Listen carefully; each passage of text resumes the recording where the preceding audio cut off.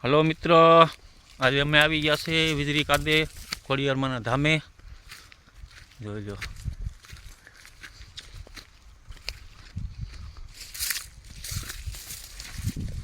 અહીંયા ખોડિયારમાંનું જૂનું ધામ છે.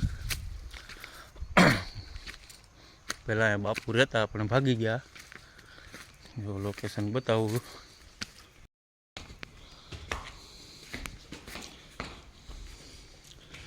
અહીંથી બાપુ ભાગી ગયા. પહેલાં બાપુ રહેતા. બાપુનો ધૂણો, સદી, બાપુનું રહેણા.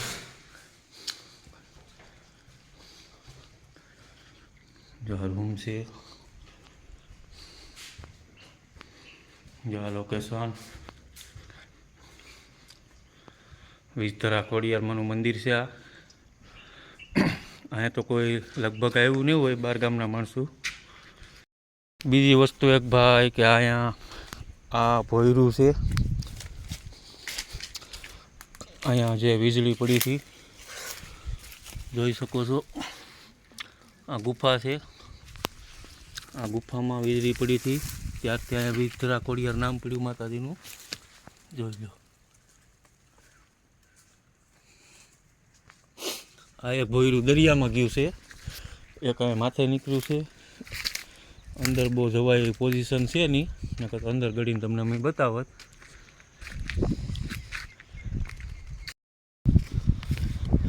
આ છે માં ખોડિયારનું મંદિર, વિજધરા ખોડિયાર. જોઈ શકો છો. અહીંનો નજારો, દરિયાના કાંઠે માતાજી બેઠા છે, વિજધરા ખોડિયાર. જોયું, અહીંયા ખોડિયારમાંનું મંદિર, માતાજીના દર્શન.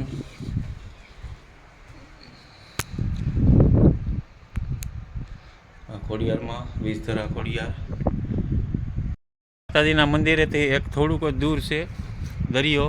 જોઈ લો દરિયો. તમને દરિયાનું લોકેશન બતાવું છું. ત્યાં જાઉં છું હું, તમને દરિયાનું લોકેશન બતાવું. જય માતા.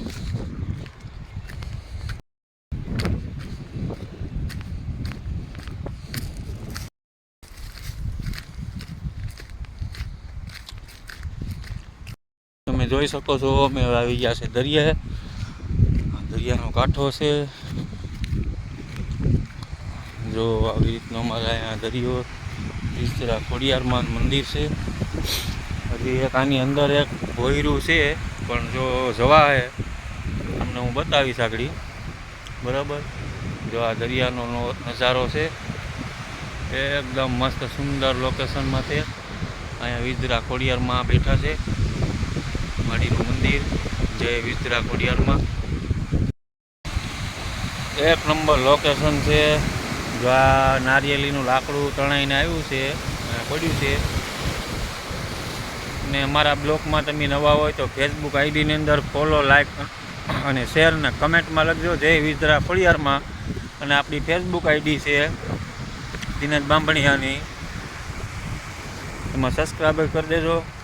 અને અમારો વિડીયો સારો લાગ્યો હોય તો લાઈક કમેન્ટ કરજો.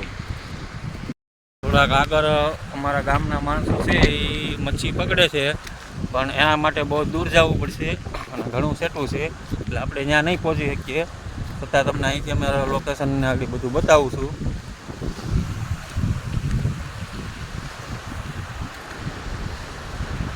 અમારે અંદર ઉતરવું છે તમને ભોયરું દેખાડવા માટે, પણ અંદર ઉતરવાની માટે આમાં ક્યાંય ઉતરાણ નથી, એટલે તમને થોડોક માથેથી દેખાડ્યું.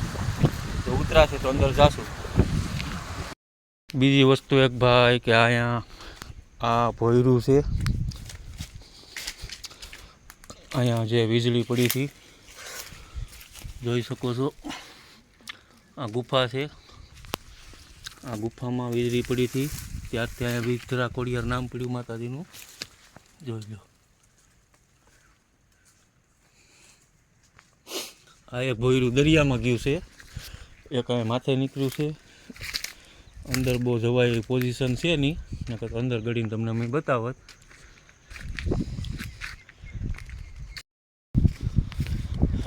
આ છે માં ખોડિયારનું મંદિર, વિજધરા ખોડિયાર. જોઈ શકો છો. અહીંનો નજારો દરિયાના કાંઠે માતાજી બેઠા છે, વિસ્તરા ખોડિયાર જોયું. અહીંયા ખોડિયારમાંનું મંદિર, માતાજીના દર્શન.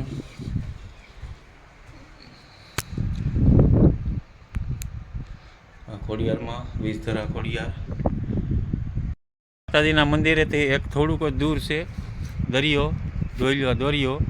તમને દરિયાનું લોકેશન બતાવું છું, ત્યાં જાઉં છું હું, તમને દરિયાનું લોકેશન બતાવું.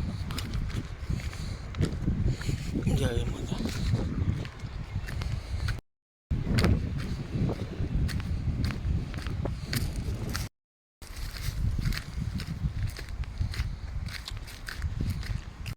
તમે જોઈ શકો છો અમે આવી ગયા છે દરિયે.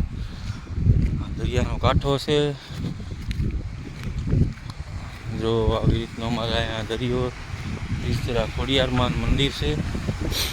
હજી એક આની અંદર એક ભોયરું છે, પણ જો જવા હે તમને હું બતાવીશ આગળ.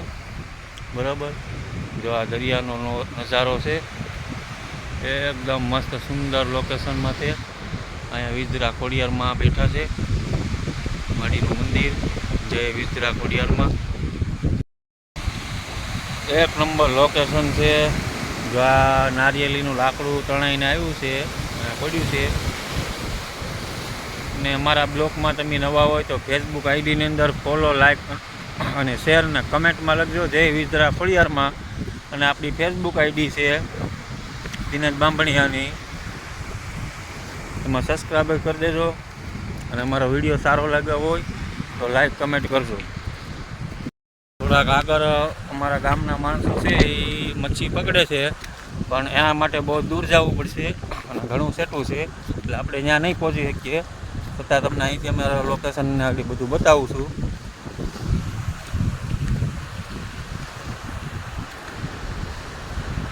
અમારે અંદર ઉતરવું છે તમને ભોયરું દેખાડવા માટે, પણ અંદર ઉતરવાની માટે આમાં ક્યાંય ઉતરાણ નથી, એટલે તમને થોડોક માથેથી દેખાડ્યું. તો ઉતરાશે તો અંદર જાશું.